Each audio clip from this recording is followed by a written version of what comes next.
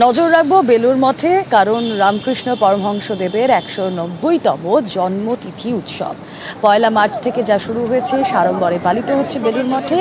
আর আজ দিনভর সাধারণ উৎসব, সেই সাধারণ উৎসবেরও একটা মাহাত্ম্য রয়েছে।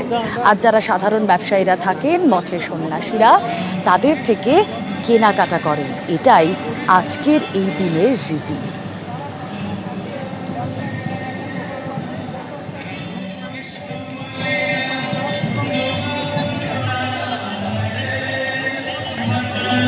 করতে চলে যান, ভিজিট শুরু হয়েছে।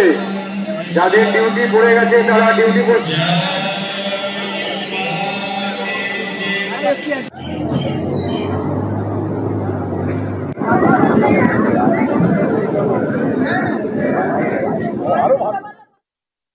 এই মিলন উৎসবটা আসলে ঠাকুর করে গিয়েছিলেন। ঠাকুর বলেছিলেন আজকের দিনে পসরা বসবে এবং কেউ যেন খালি হাতে ফিরে না যায়, আর সেটা এখনো অবধি মহারাজরা মানে ওটা মেনে চলছে। প্রোগ্রাম দেখবো আর এই সমস্ত দোকানে ঘুরবো, বাড়িতে কোথাও খাবো না, এখানেই খাবো যা পারবো।